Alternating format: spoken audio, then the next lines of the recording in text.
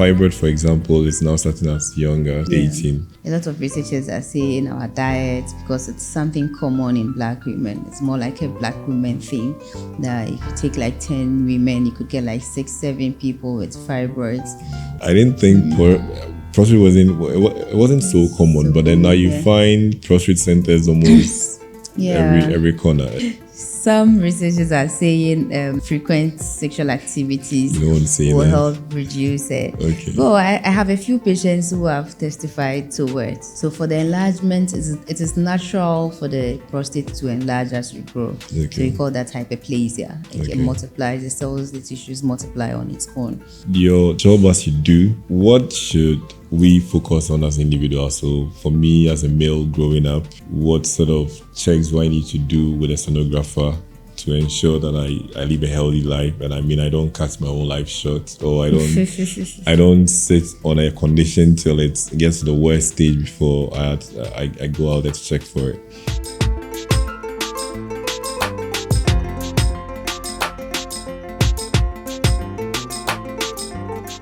Welcome, Portia. Thank you. So, when I first heard your last name, I thought you were from my region. Atiga sounds like a name from the Volta region, but then I realized you're from Abrongo, so that's fine. You are a sonographer. Would like to know who a sonographer is, and then you probably walk us into how you got into the space. Becoming a sonographer. Yes. This just story. A short summary. Summary that is short. So. Okay, well, so a sonographer is basically someone who does ultrasound sonography. So ultrasound is the same as sonography. Sonography is a branch of medical imaging or diagnostic imaging that uses sound waves to diagnose diseases and all that. And then it deals mainly with soft tissues. It doesn't do bone. So X-ray takes care of the bones, and then ultrasound takes care of the soft tissues. First day in class, sonography is mainly anatomy. Like in the medical school under health sciences, it was mainly anatomy. Actually, I didn't know anything. It was empty head, the basic science we had from SHS to uni. So we just came in empty. Like I went in empty. I didn't really know much, but I had to learn. Okay. Yes. And then in school, you have to develop the love for it. The first year, we sat, I think, first and second year with the medical students, the doctors. Okay. Yes. So we did some courses. Some of them, we didn't really need them, but it was part of it. Okay. It wasn't easy, but yeah, we sailed through. So your job as you do, what should we focus on as individuals? So for me as a male growing up, what sort of checks do I need to do with a sonographer to ensure that I live a healthy life? And I don't cut my own life short, or I don't sit on a condition till it gets to the worst stage before I go out there to check for it. For both male and female, you can relate it according to age or whichever way it's done in your profession. For the females, I think we don't have an age limit now. Like I said, the fibroids, as young as 18, 20, they are getting fibroids. Breast cancers, as young as 25, 30, they are getting. So this is what ultrasound does, soft tissues. So routine once a year is okay for females, no matter your age. Okay. So we check the liver, kidneys, the womb, the ovaries, the breast. Those ones are the routine. You do it yearly. But the other parts, ultrasound goes beyond just the liver, kidneys. Okay. We actually scan from head to toe. Okay. But there are some things that you can do as a routine. Yeah, that one. There should be a complaint before you can do it. You can get it done. For the males, like I said, prostate, not necessarily before 30. It's not really necessary to do that. So after 40, then you add the prostate. Okay. But then you do the liver, kidneys, and all the other ones. Yeah. So those are the routines with the sonographer. Yeah. Okay. So for females, I think you mentioned that fibroid, for example, is now starting as young as 18. Is there any reason why does your work point to anything that is causing that? Well, medically, the cause of fibroid is actually unknown. Yeah, you can't really tell what is causing.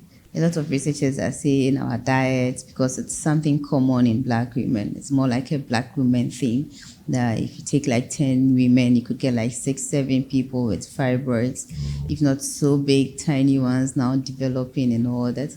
The cause is actually unknown. But we are also made to know that when the womb is idle for some time, Okay. it tries to occupy the womb because it's empty. But we have people who are giving birth and still have fibroids and all that, so it's Okay. difficult to tell. To me, I would say it's difficult to Difficult to tell. It's until recently that a lecturer told us the intake of processed sugar, a lot intake of it would also help grow fibroids. They are Okay. into research and things, Okay. so I'm sure he has facts Some to facts support about that. to back Yeah. that. All right. And for males, I think you also mentioned that for prostrates, we're looking at 40 and above. Also, looks like the numbers are going up, because growing up, I didn't think prostrate wasn't so common, So but then now common, you yeah. find prostrate centers almost Yeah. every corner. Is it also related to diet or something changing amongst men? You know, for prostate enlargement, so we have prostate enlargement and we have prostate cancer. Okay. There are two different things. You can actually have an enlarged prostate, which is not cancerous. Okay. And you can have a small prostate, which is cancerous. Okay. Okay. So for the enlargement, it is natural for the prostate to enlarge as you grow. Okay. So we call that hyperplasia. It Okay. multiplies, the cells, the tissues multiply on its own and becomes big. Yeah. So that one, well, some researchers are saying frequent sexual activities You don't want to say will that? help reduce it. Okay. Well, I have a few patients who have testified towards. Yes. Okay. Yes, I have some who have testified towards. Yeah. So that's it for the enlargement. But for the cancer, it's just like any other cancer cells. You know, if you have it in the body, depending on where it settles, if it settles in the prostate, you have prostate cancer. If it is in the breast, you have breast cancer. Okay. And then cancer to the cause is not really specific. Yeah. Aside the carcinogens that we are exposed to, you can't really tell what you would do to get it. Right. And then again, we are attributing it to now our diet and everything, the junks, and then even the vegetables, the mode of growing them and all, preserving them, there's a lot of chemicals. Yeah. Most of them are carcinogens that are harmful to the Right. body.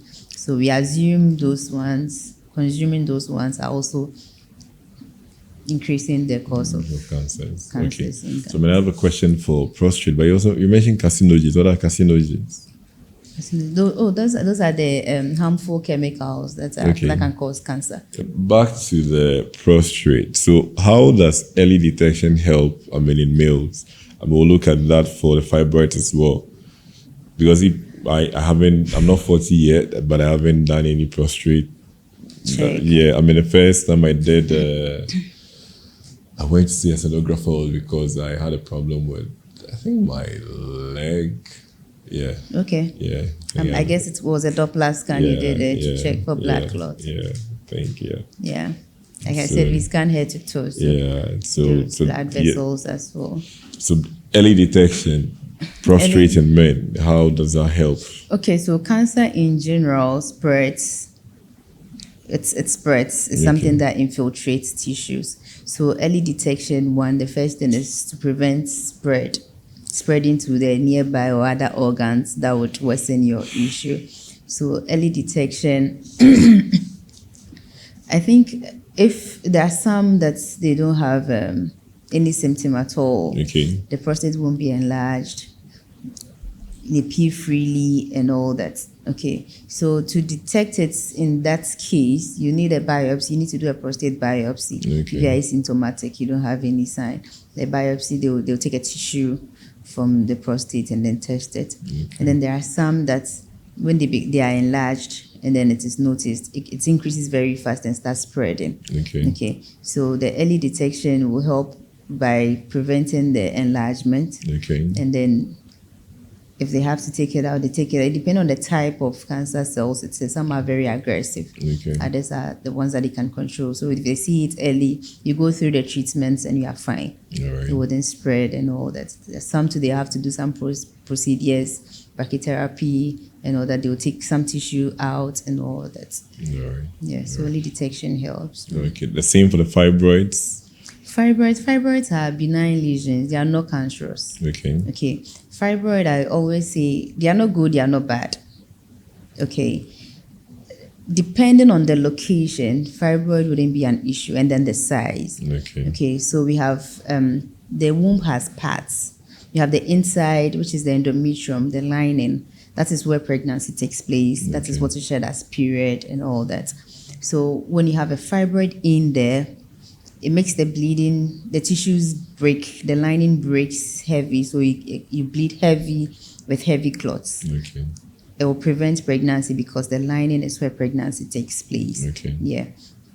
After fertilization, the pregnancy will be implanted in the womb, so it would prevent pregnancy as well.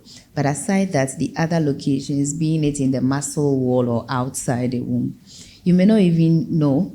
Okay. Yes, especially if it is small, it is now developing and all that. You may not know until it grows very big, and then sometimes you can palpate it, you can feel it. You feel there's something hard in your tummy, your pelvic area. Until then, you wouldn't know about it. Okay. So if you have a fibroid and it's not inside the womb, it's not in the lining, yeah, okay. Okay. That's why you have people delivering with fibroids. Like they have fibroids, but they can deliver. They can do normal vaginal delivery. That's if it is not in the cervix too. Okay. Yeah, and then they are getting pregnant and all that. Yeah. All right. So, what's the worst condition you've seen so far? Worst condition. Keep getting interesting cases daily. Okay. That was the most recent, and then. Well, maybe I'll talk about the interesting ones first. Okay, let's talk I about had an interesting one. case that's... I had one recently, I've forgotten it. But the interesting one I had that I'll never forget is someone who had an IUD. Okay. And then she came in pregnant. She had done family planning. Okay. And she came in pregnant. So was a junior colleague who was actually scanning. And she called in for assistance. She was like, oh, this lady she said she's done a family plan. She has IUD inside, but she's pregnant. I'm not seeing any IUD, but there's pregnancy there. So I checked, and yes, there was pregnancy in there, but there was no IUD. So I had to sweep around, look for it. And then behind the womb, there was the IUD lying outside the womb, down in the tummy. Okay. I was like, wow, so that means it fell. It fell, okay. So I had to look for the point. So I started asking her for history, and then she had done CS. She had done myomectomy, that's fibroid surgery removal. Okay. And then she had done CS as well, about 2 or 3. So it looks like, they normally cut one particular place. Okay. So the tissue left there had become very thin. Okay. So it was able to pierce through there and fell. Wow. So that was interesting. Yeah. The worst ones.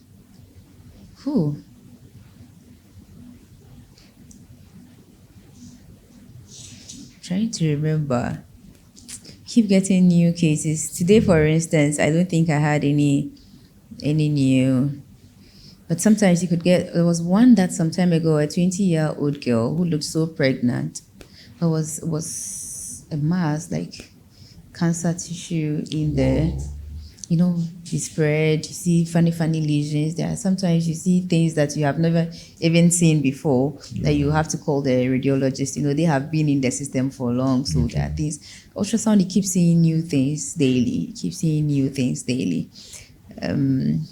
It's unfortunate I can't recall. Recently I had one, but I can't recall. All right. I have a lot on my mind now, so All right, so I'm asking because a lot of the times people are tempted to attribute spirituality to some of these things. And so if you're able to give us a fair idea of what some of the things that you haven't seen before, I probably will clear people's mind that not everything is spiritual. I mean, there's that part of our life, but then medical conditions are medical conditions. Oh, that's crazy. Yeah. Anyway, whilst you run through your mind to recall, yeah. So with this kind of schedule, how are you combining work with school? Oh, work with school.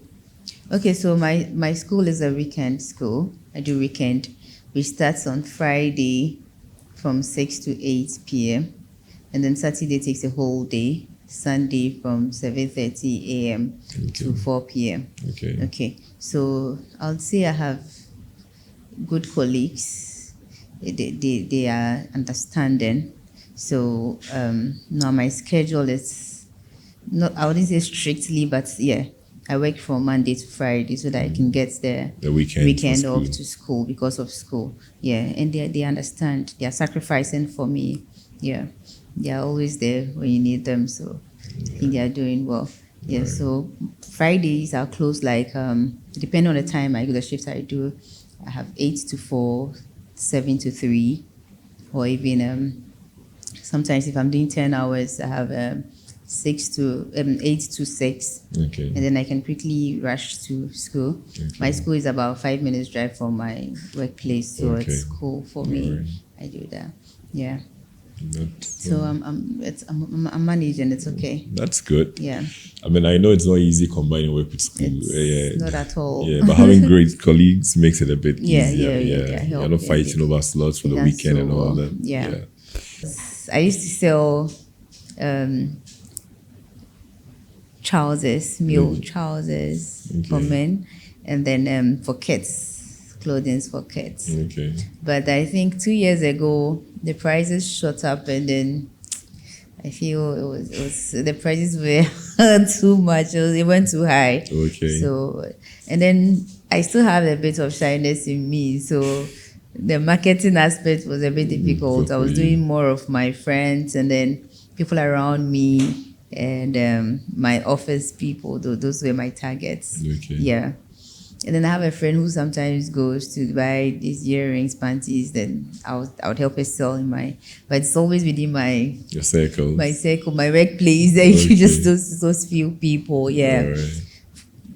Church, for instance, was difficult, and then I had one with Annette too. That, it was clothing as well. So if you ask her, she will tell you. She was the one doing the one at church as well. The marketing. I think I'm not so cool with talking to people about that. Advertising to people. But for now, I'm not doing anything. I think I've sold soap to shower gel before. That's good. Yeah, I was trying my best. So in those days, how was it doing a side hustle that brings some extra income? How did that make life easier? Did it bring in some experience that were different from what you got in the medical field? Oh, yes. But then, it's interrelated. You are still working with people. You need patience and all that. Sometimes comments and other things will to annoy you and all that. But you have to move, But at least I got something small. Okay. There wasn't anything much, but it was okay. All right. Yeah, it was okay. What's the plan for you? What are you studying in school and what's the plan? I'm doing public health now. I'm reading public health now. Okay. Yeah, Masters of Public Health. Then again, public health, I went in. Well, I had a passion for my section is my department is occupational health. Okay. Yeah. So sonography, when I was in school, I remember one of the lecturers was teaching and it was like, ultrasound is interesting and all that, but it comes with a side effect. It comes with musculoskeletal disorders. It's like, oh, wow. Then you have to be careful about this because that's the muscles and bone, like the skeletal system, because continuous scanning, repetitive motion and all that. You have to help patients who are heavy, you sugar yourself and all those ones. Yeah. So I had that at the back of my mind. I kept moving with that. So I kind of developed passion towards that section. And I kept thinking about it. What can we do to help with this? Okay. musculoskeletal issues. What can I do? So that drew my attention to public health. And I've had this public health thing since like 2018, 2019 there. Okay. Yeah, but I think there's the right time. It's the right time now. Right. But personally, I had the musculoskeletal. It was when I started experiencing it that I got to know it wasn't easy. Wow. It has shoulder pain. It gets to a point that you can't even raise up your hand. You can't wear your clothes and all that. You need assistance. It can be that terrible. Yeah, there was a time I had one. It was like a hip. It was a hip to the back. I had to stop work. They had to get me some painkillers and all that, pain reliefs, and then they had to even pick an Uber for me to go home. It can be that bad. Wow. Yeah. I mean, as we wrap up, what would you recommend that are the probably top 3 things that every male should check if you want to stay healthy? And then what 3 things would you recommend every female to check? So with the pathologist, I'll talk about the kidney. We have to be really careful about the kidney. Recently there was one. So now I think I'm monitoring kidney stones. I try to advocate for water intake for the kidneys. Okay. Yes, and then recently there was a patient who came. So it was a colleague that did a scan. So she concluded it was intestinal obstruction. Like the bowels dilate up, they become big, and then they are not moving. And this patient was in severe pain, very severe pain.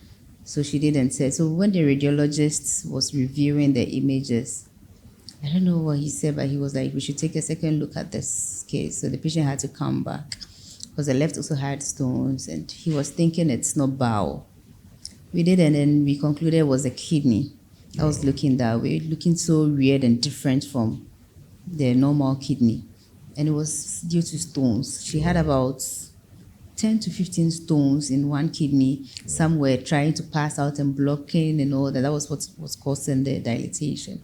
So every day, mostly we get people with, especially young guys and then the ladies with kidney stones. And it's because they don't take in a lot of water. They're always dehydrated. Okay. Yeah.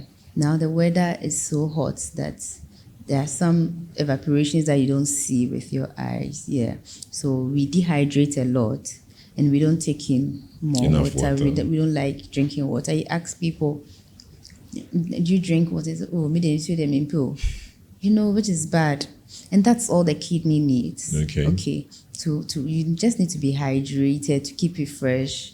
You pee a lot. It produces the urine. It washes it, and then it goes away. The urine contains salt. Yeah. So the salt part, if you are dehydrated, it solidifies, forms stones. Okay. And then they can't come out. They'll be in there. Okay. I personally have a patient friend who had that in both kidneys. Oh. And then sometimes they are so big that they can't pass out easily with water intake. Wow. I advised him, he didn't listen. He was like, no, he's a rich man. So he was like, I'm going to crash it. He didn't. Now he's lost the right kidney. Yes, so kidney stones, they are not that serious, but they can be very serious. It can give you severe pains and all that. So I try to advocate for water intake. Yeah. I mean, what quantity of water should one take a day? I mean, on a daily basis, how many liters should I always say as much as you can. Okay. And then you don't need to be thirsty before you drink water. Okay. You have to make a conscious effort. I think you don't have to limit yourself because we have different activities, we have different metabolism rates and all that. So if I say 8 bottles, maybe I have slow digestion, slow metabolism, so my body retains a lot of water.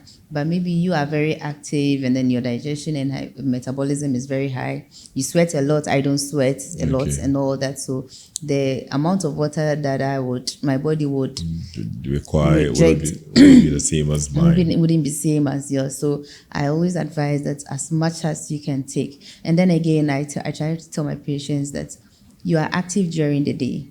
Even if you are not doing any tedious work, you are walking around, the sun is scorching. So you drink a lot during the day, but in the night you don't drink a lot of water. There are people that have water beside their bed every hour. They are waking up to sip. It distracts your sleep, which is bad because you need good sleep as well. I advocate for that as well. You need good sleep, yeah. And then aside the sleeping, when you are asleep, the kidneys at least would also rest a bit. Yeah, it needs to rest a bit so that the next day it can continue. Function, yeah. But if you are drinking a lot throughout the night, the kidney has to be processing. Yeah, you are not sweating enough because the body is still, your AC is on or your fan is on. You are not dehydrating like that, so you don't need to distract your sleep. You allow the sleep to also have its time, and then during the day you get to drink a lot of water. Just drink as much as you can.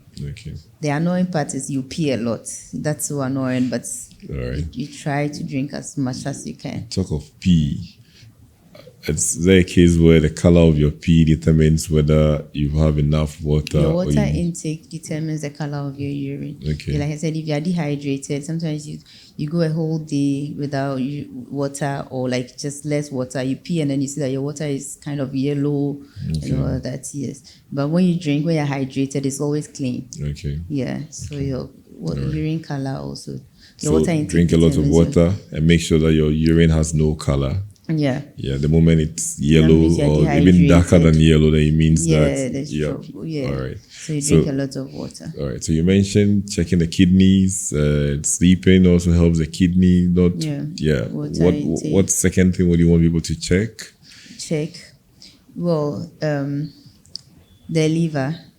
Yes, the liver. Well, the commonest, aside the hepatitis, aside the cirrhosis and the end-stage diseases, the commonest we have in town is fatty liver. Yeah, fatty liver is when the fat around the liver increases, and that is mainly lifestyle. Which is high cholesterol level, late eating, fatty foods, alcohol, excessive fatty meats, all those ones. So lack of exercise too. So when you have fatty liver, so it's mainly diet. So it deposits fats on the liver. Yes. So the liver becomes so fatty. So you do liver function test, and then it's deranged. Yeah, most of them it's just the fatty liver. So your cholesterol will be high. Not in all cases though, but high cholesterol also cause that.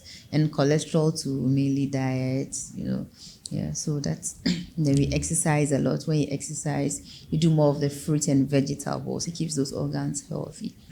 So exercising, fruits and vegetable. Avoid or limit alcohol. Would you say avoid or limit? I wouldn't say avoid. I would say limit. Like you should control it. Yeah. All right. So just control your intake. All right. Then your third thing that we should check would be what? The third thing you have to check is, for the females, is the breast or the uterus. Yeah, and the uterus, like I've mentioned earlier. I mean, for my gender, I would say prostate. Yeah, men prostate, but of course, like I said, 40 and above. 40 and above, So if you're a young person below 40, don't worry yourself about prostate. All right. Yeah. So is it expensive to do all these checks? I mean, I'm somewhere in my hometown. Is it expensive to do this annually? On a range of say 200 to like 1K, would that be able to do all these three things for me, depending on where I find myself in Ghana? Well, you can get it done anywhere, but I'll say the prices also depends on where you do it. And the quality? It comes with quality. So the money comes with quality. So we have some places that are not so bad. Yeah, it's not like the sonographer is not doing the job or doesn't know what he's doing, but the equipment, availability of the equipment. Most places, because the machines are expensive, they use the old ones, old brands and old versions. The sonographer will have to strain and all that, and that can even affect the image itself. Yes, the enhancement and everything. Yeah, so it's getting expensive, I would say. Well, my facility compared to a lot of facilities, our prices are high. Yeah, because of the services we provide, the quality that we and the brand. We have, So, but they are not too expensive. They are not so expensive. If you take the abdomen and pelvic, looking at the liver, kidneys, the womb, and everything, currently it's 330 at my end. Okay. Yes. You can go somewhere, you get a 180, but your doctor may not be satisfied with it because there are a lot of quacks around who are also doing the scans. Okay. Which they are not doing good things. Yeah. Right. So some people go there because of the price. They end up being referred to our end to come in. Okay. I mean, talking about obsolete equipment and all that, I remember a story of someone who went to check pregnancy, was told I think it was a girl, bought items only for them to deliver, and it was a baby boy. Is that? Yeah. Does that happen? How does that happen? So ultrasound is operational dependent. Okay. It's operational dependent. Whatever comes out depends on whatever the report is, depends on you, the sonographer. It's what you say. Okay. And you're writing what you saw. Okay. And you're doing it with your mind. Okay. So it depends on the experience. Okay. Okay. I'll say the formation of both sexes at the beginning it's the same. Okay, it comes like a triple line kind of in the very early stages, and then at a point this will descend to form scrotum and then the penis. Yeah, and if you'll be a girl, it continues like that. Yeah.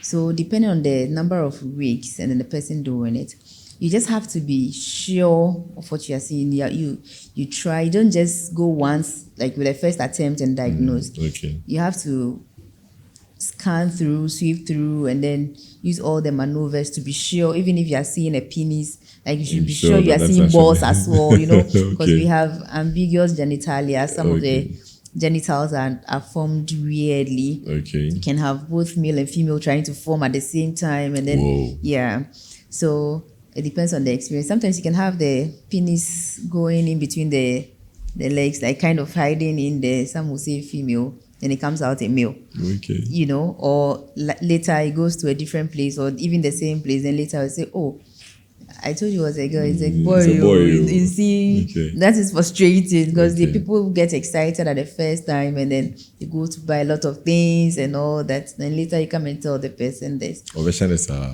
Sometimes the cord also goes in between the thighs, and then you may think it's a boy, but it's a girl. So we have a lot of maneuvers. Like we have something we call the color Doppler. Okay. It's sensitive to blood flow. Okay. So you have to do all those maneuvers to be sure as a penis you are seeing. Okay. Yeah. And then for the female to, like I said, a triple line sign, you'll see it showing the labia and then all that. Right. Yeah. So over there, sorry, let me chip in this. The scary case is fine. I wouldn't say it's scary, but the commonest I'll say is the cancer ones. Okay. So when they start spreading, what they do is they accumulate fluid in the tummy. Most of the cancers, especially the liver, and then if you have the cervical cancers, and I'm not mentioning those ones because they are not scary. We've had worse ones. Some of them that like you don't even know how it came about. Yeah. So those ones, you see people with big tummy, they slim down, and then yeah. So those ones, some people see and say, "Yabonidia." So that's the spiritual aspect. It's not all of them. So if someone is working with a big tummy, like or you're in the fashion, then people will think, "Hey, you must be a bonidia," because they say that's what most of them is just the cancer. Okay. So it produces fluids. It drains your body fluid into the tummy and accumulates it and becomes big. Your liver is shrinking, or the organs are collapsing. Sometimes you get cardiac issues and all that. So they are real. A lot of scary diseases. Like I said, we learn every day. We learn every day.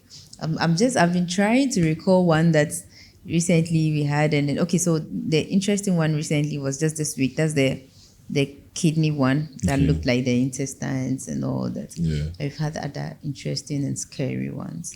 Maybe I have to do another section on just that. I have to go and accumulate all of them and bring them. All right.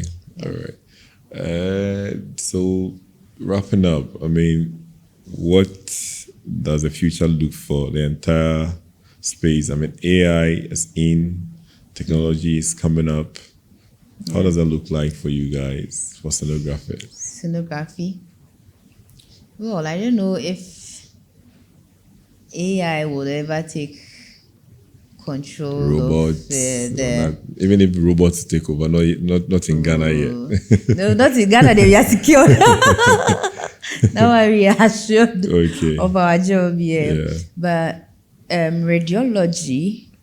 So my department is radiology. Yeah. Radiology comprises of sonography, ultrasound, and radiography. Radiography is the radiation side. The CTs, the X-rays, the mammos, the MRIs. Yeah. And then we do ultrasound. Yeah. So, like I said, it's fine. We are working with machines. For ultrasound, you need a human and then the machine. There are certain things you pick up. You have to see to pick up. I don't think a robot can. They'll just take sections of the organs, but sometimes you have other lesions that you see them not within any organ, but they are in there. Maybe attached to the intestines or hiding behind it, those kind of things. Yeah. So I don't think robots can take over. The scanning with the CT and the MRI too, well, that's maybe, but you still need someone to key in the weight and all those things. Yeah. I think it would, even if AI can do that, it will take a long time. Take some time. Yeah. All right. So finally, before you go, usually if you go to other regions, there's someone who has one machine and they tell you that you come stand in this and they diagnose you of any form of, and they are selling some herbal medicine to you. Is this something we should be worried about? Even they have an ultrasound machine or a different. So they have a machine you stand in and then they shake your head. That's what the homeopathy kind of, yeah.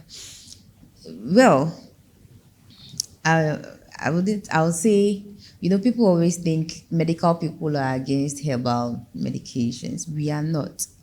It's just that we all know that too much of everything is bad, but we know how our herbal concoctions and those medications comes. It comes in gallons and big bottles. You have to consume within a month. Someone would have consumed 2 gallons, 3 gallons of some concoction and these somewhere. things are causing kidney failures. Like I said, we are not we are not used to water intake. Whatever goes in, you need to drink the water to flush it out because the kidney will filter all those end products. You get it? Yeah. So it's the quantity that it comes with is what we normally go against. And then there have been few cases that I always tell my patients or people I talk to, I meet that, when you're doing it yourself, it's different. If you have to prepare moringa in the house, it's just going to be moringa. Yeah. But the outside ones, you don't know what they are putting in. We heard that some people add these orthodox drugs. Yeah. They mix it with it. Yeah. So one medication heals 2,000 diseases. So you have pain, you take it, and then the painkiller is subsides your pain, and then you're like, oh, they don't need good on fire, So we are not against it, but then they should check. They should be taken in moderation. Yes, the dosage. One, and then they should be sure of the content too. Now people are doing a whole lot of things for money. Yeah. They don't even care about your health anymore. They are using that as a care that, it's medication, we are helping you heal. But then they are doing things that are crazy with these medications. So I think if you are getting the herbs to prepare it at home yourself, it's perfect. Okay. And then they try and take in more water. You have patients who confess all the time when they come with the kidney issues. You ask them, they've been taking, we are made to understand that, even the Bible says, God said he gave us the fruits as food and then the herbs as medicine. Yeah, so I think we are abusing it. Yeah. So we should control it. We are not saying it's not good. It is. Even, public health, all these things come under public health. Recently, we were saying, one lecturer said, even at the consulting room, there was one person that confirmed that they do it in their place, their hospital. So you have a medical doctor, and then there should be a herbal, because in tech they have herbal, that yeah, program yeah. too. Yeah, herbal medicine. So the herbal medicine is also there. So at a point, if the doctor thinks the herbal will help, they consult them as well. So Sure. I think Ghana is growing. We will get there maybe Okay. one day. So we have both the medical doctor and then the herbal doctor in the same consulting room. Okay. Then we know which one helps. All right. So I think it's all about dosage and then the intake. All right. I'll say a big thank you for your time. If you have some last words to anyone who wants to stay healthy, we'll appreciate that. Yeah. So I think healthy living is not difficult. We make it difficult. Okay. So just something simple like water intake. I tell people that all the kidney needs is water. Just hydrate it, nourish it, help it work well. Okay. And then the liver is mainly diet. We should watch what we eat. So it's what you take in that makes you. Okay. It will either make you or break you. Yeah. So you eat healthy, take in healthy, and then that's all. Just watch your diet, watch what you eat. The junks are too much. The processed foods are too much. Ready-made foods, there are a whole lot of things they are using that are no good. Okay. So we should be mindful of what we eat. Yeah. All right. So just be mindful, a lot of water, that's all. Just a simple things. All right. It's not difficult. All right. Thank you very much, Passion, for your time. Yeah, we'll be happy to have you when you're done with your public health program, and then see when you intend to bring it on board. All right. Thank you very much for coming. You're welcome. I'm grateful. Yeah.